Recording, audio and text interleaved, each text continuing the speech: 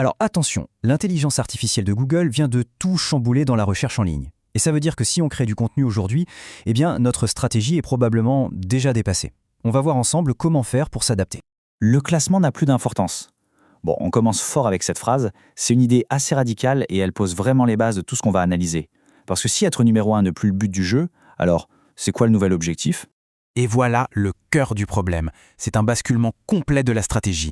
Avant, le but du jeu, c'était quoi ? C'était d'attirer des clics, de faire venir un maximum de monde sur son site. Aujourd'hui, avec l'IA de Google, ce n'est plus du tout ça. L'enjeu, ce n'est plus le trafic, c'est de devenir une source de confiance. Alors voilà, le jeu a changé. On passe des clics aux citations. Plongeons là-dedans.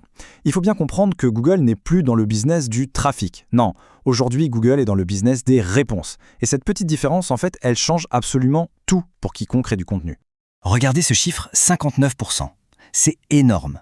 Ça veut dire que près de 6 recherches sur 10 sur Google sont ce qu'on appelle zéro clic.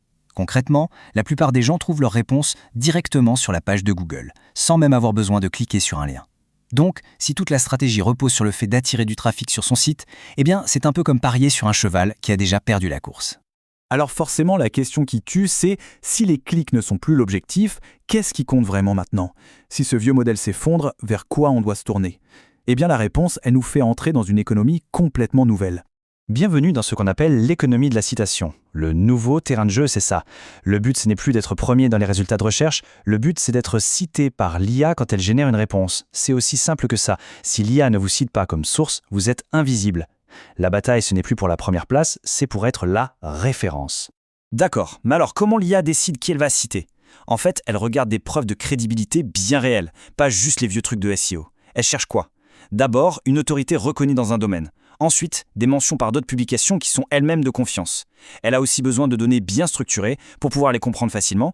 Et enfin, une empreinte numérique solide qui montre une vraie expertise.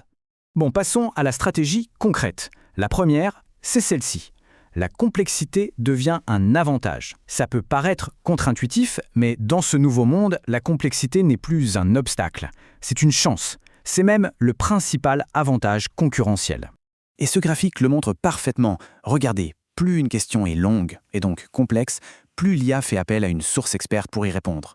Pour une question simple, genre 1 ou 2 mots, elle se débrouille. Mais dès qu'on arrive à des questions de 6 mots et plus, là, dans 77% des cas, elle va chercher de l'aide. Et c'est justement là que l'opportunité se trouve. Voilà, c'est exactement ça le point clé. L'IA, elle sait répondre à « Quel est le meilleur CRM ?» Facile.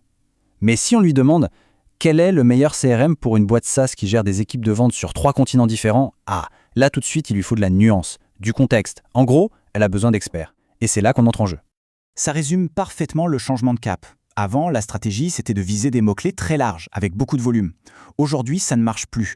La nouvelle stratégie, c'est de construire des ressources vraiment profondes. Des guides complets qui s'attaquent à des problèmes nuancés, spécifiques. C'est ce genre de contenu qui prouve une vraie expertise que l'IA va choisir de citer. Deuxième grande stratégie, et c'est un jeu sur le long terme, l'autorité devient la nouvelle monnaie d'échange.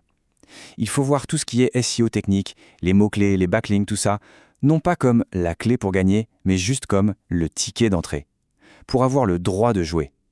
La vraie partie, elle, se gagne sur le terrain de l'autorité. Et cette frise chronologique, c'est un bon retour à la réalité.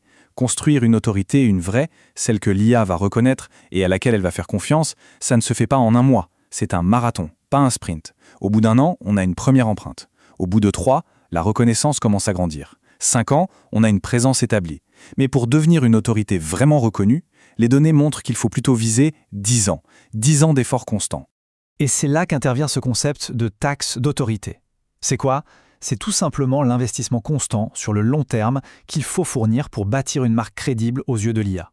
Et le point le plus important, c'est qu'on ne peut ni la contourner ni la hacker. Il n'y a pas de raccourci. C'est un travail de fond à payer jour après jour. Et ceux qui commencent à la payer maintenant seront les gagnants de demain.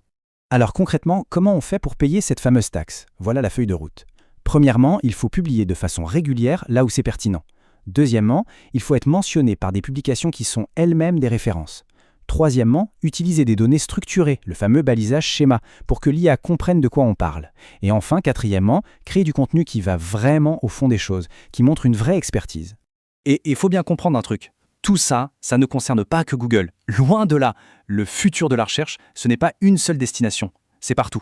Les recommandations de l'IA sur TikTok, le fil d'actualité de LinkedIn, la recherche sur YouTube. Tous ces systèmes fonctionnent sur le même principe. Ils récompensent la même chose, l'autorité, la régularité et la profondeur. Le but n'est plus de se classer sur Google, c'est d'être une référence découvrable, partout. Et donc pour finir, tout se résume à une seule question. Une question que toute personne qui crée du contenu devrait se poser. Est-ce que ce contenu est construit pour être cité ou est-ce qu'il est construit pour être ignoré? Il n'y a plus d'entre-deux. Les règles du jeu ont changé. Reste à savoir comment on va adapter sa stratégie pour faire partie des gagnants.